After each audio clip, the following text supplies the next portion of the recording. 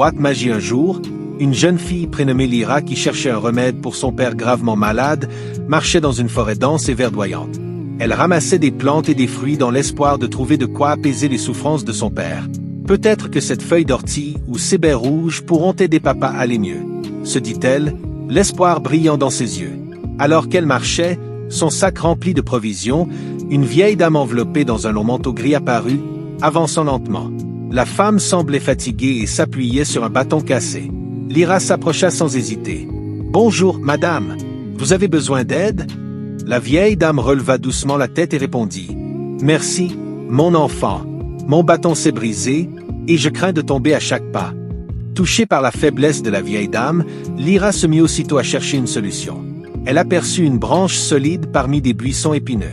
Sans hésiter, elle se fraya un chemin, attrapa la branche et la façonna en bâton robuste à l'aide d'une pierre tranchante. Elle tendit le bâton à la vieille dame avec un sourire. « Tenez, madame, ce bâton vous aidera à marcher en toute sécurité. » La vieille femme, émue, posa un regard doux sur Lyra. « Quelle gentillesse, jeune fille! Mais pourquoi te donner tant de peine pour quelqu'un que tu ne connais pas ?» Lyra répondit sincèrement. « Mon père est très malade. Quand je vois quelqu'un en difficulté, je ne peux m'empêcher de l'aider. » Impressionnée par son altruisme, la vieille dame sortit une petite boîte délicatement décorée de motifs dorés. « Prends cette boîte enchantée, ma chère enfant. Elle contient toujours ce dont on a besoin, mais partage-la seulement avec ceux qui en ont vraiment besoin.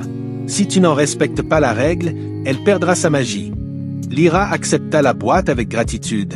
Lorsqu'elle l'ouvrit, elle y trouva du pain moelleux, de l'eau fraîche et une poignée de fruits secs. Elle remercia la vieille dame avant de reprendre son chemin. Mais un riche marchand, qui avait espionné toute la scène, décida de la suivre. Caché derrière un arbre, il marmonna. « Une boîte magique? Si je réussis à la voler, je deviendrai l'homme le plus riche du royaume. » Sur le chemin, Lyra rencontra une petite chèvre, maigre et épuisée. Touchée par la détresse de l'animal, elle lui donna tout le pain de la boîte. « Mange, ma petite amie. La boîte est magique, elle ne sera jamais vide. » La chèvre, revigorée, suivit Lyra en signe de reconnaissance.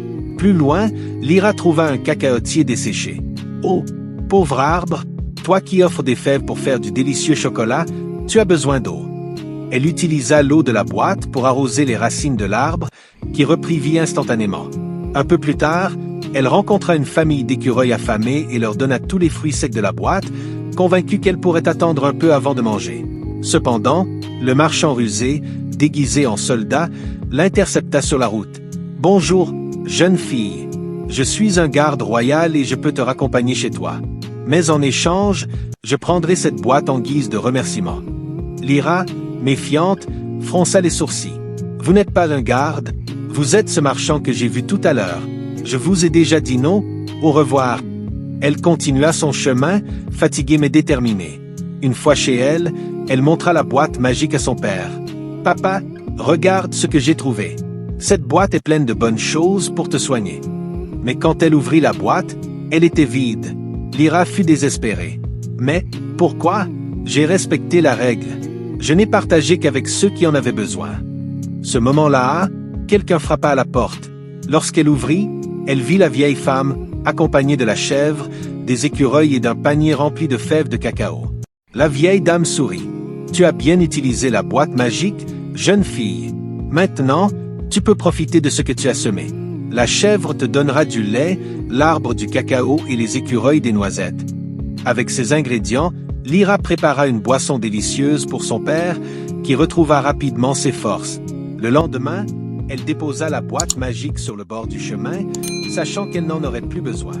Le marchand, qui l'avait suivi, s'empara de la boîte en riant. « Enfin, elle est à moi.